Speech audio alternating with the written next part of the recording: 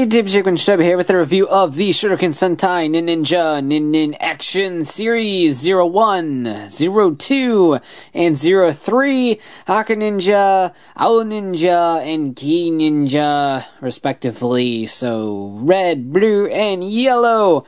Now, right off the bat, you may be noticing that these figures kind of look familiar. They kind of look familiar. Yeah, in a weird turn of events, I don't know if it was just Bandai going, hey, you're going to use these at some point in the future anyway, and we want cheap action figures, go for it. I don't know what was going on in Bandai's minds, but in a weird turn of events, they actually used Bandai America Power Ranger action heroes as the base molding for these Ninnin Action Series. So it's really strange, but I will certainly take it. We'll get to that shortly. Each figure is about 1,500 yen or so, give or take, depending on where you pick it up. So you're looking at about $12, about the price of one of the legacy action heroes. So kind of keep that in mind. Packaging is very, very simple. It's just the sort of card back with the plastic covering. Nothing too nuts. It's quite simple, actually. So if any of you have seen my Power Ranger Action Heroes reviews, you pretty much know what to expect from these guys. Yeah, they are quite different than normal Sentai toys. They are rather muscular. They're not the most muscular figures we've gotten. People are going, oh my god, the muscles are the worst. You look back to, like, Lightspeed Rescue sort of era, and you got the, like, grossest roids on a figure ever. So, they're not the worst. I agree that the muscles are off-putting.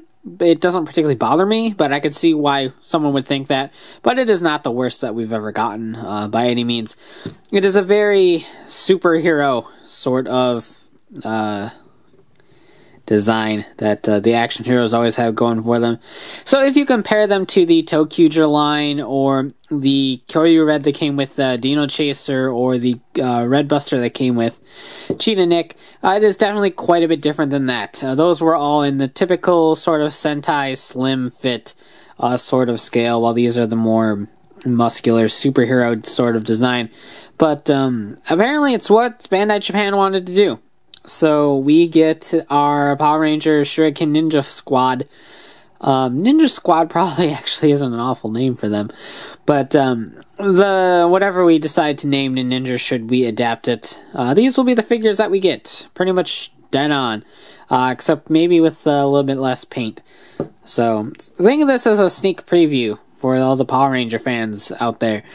This is what we could get soon. But articulation is all the same. You got the rotation at the head there. The sides of the helmet, that little black sort of shuriken, isn't painted in, and that's a little bit upsetting, I think.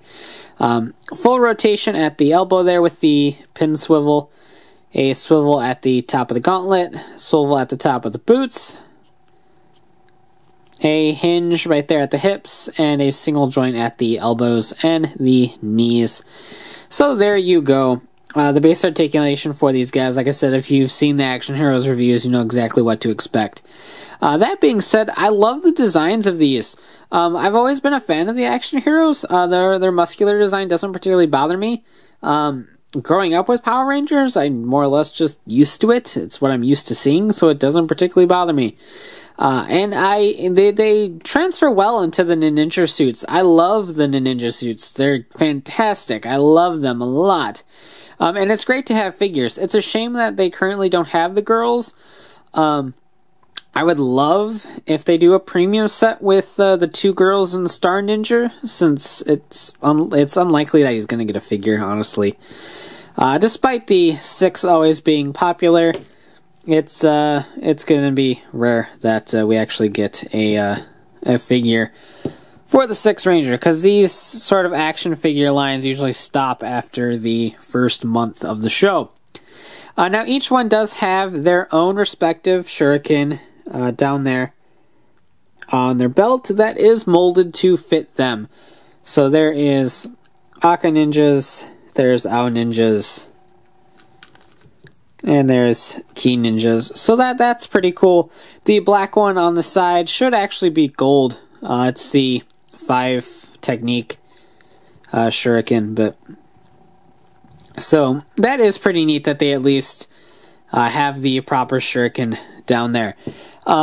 Accuracy wise, they're pretty good. I think the arms are a little bit too dark, but other than that, I think that the base design of these is pretty great.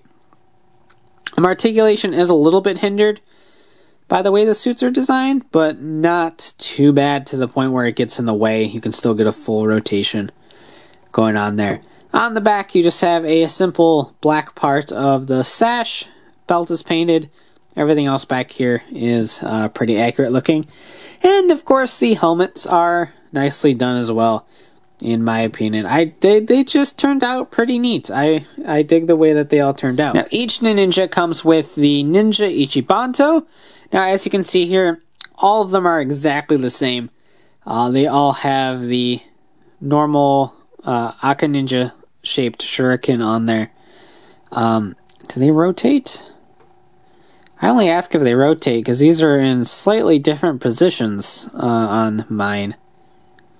Or at least our ninjas is. So, I don't know. I don't think they rotate. I can't get them to rotate.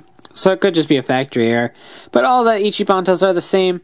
All of them include the Gamagama Jyu with no shuriken inserted, so no worries about them. And they each come with their own form of the Karakuri Hengen. Red comes with the blade mode, the katana, however you want to call it. Blue comes with the bow.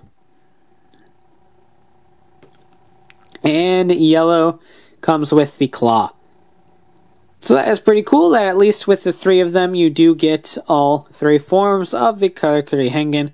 So if you buy all 3, you can pose them and mix and match them however you wish, which is always fun. So as you can see, they're just molded black plastic. Again, typical fare with the Bandai America action heroes transferred over to these figures as well. I would, however, like to call out the fact that the Ninja Ichibanto is really thick. It's really oddly proportioned, especially when you compare the shuriken on the belt to the shuriken on the sword.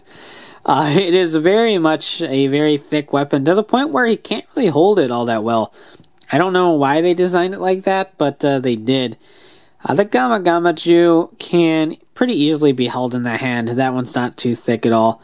So that one works out rather well. You can gangsta style shoot the Gamagama Jyu, I suppose. And the Karakuri Hengen just simply pop onto the hand, and you can hold them however they please. It's a little bit loose in the hand, or at least this one is, since the Ichibanto kind of stretched out Red's hand right there. And of course, with articulation like these, it's pretty much impossible to get a nice bow pose. I guess that's the best he's got going for him. And if anyone shot a bow like that, they would be fired. The claw. And since I feel like someone would come after me if I didn't show this, here's all 3 of the ninjas together, because that is what we need. And just for kicks, here is the current Power Ranger series with the current Sentai series, because we can do that for once. And just a quick comparison with the Nordic High Chain series of yester season. So overall, these are a really hard recommendation. If you have Power Ranger action heroes and have been collecting them, I think these are a pretty solid pickup. They match perfectly. At least if you get Aka Ninja to pose with all of your Red Rangers from the Super Mega Force line, he fits in absolutely perfect, being the same mold, and it is actually something that's really cool to see. Getting them all is really up to you. There's no key beneficial reason to get all of them, considering we probably won't get Star Ninja, and we probably won't get Shiro Ninja or Momo Ninja either. So you're really stuck with these 3 dudes and a not complete set, which is always really quite annoying. So I would pick up your favorite one if your favorite one got made, or at least pick up Aka Ninger to go with your action heroes from the Super Mega Force line. If you don't have any action heroes, then really there's no reason to pick these up, honestly. If you're looking for some sort of representation of the Ninjas for your display, the Sentai heroes are not only cheaper, they're a little bit more accurate in terms of their structure, and you could buy a complete team. And so at the end of the day, there really is not a whole lot of reason to pick these up if you don't have any other sort of action heroes already. If you're a fan of the action hero mold and just really like it, then go for it. They're certainly not bad figures. Their accessory count is pretty decent for a figure in this price range, and I really don't have any complaints with them. It's just a hard sell when you know you're not going to get the whole team. So thanks for watching, take care, and have a great one. Bye.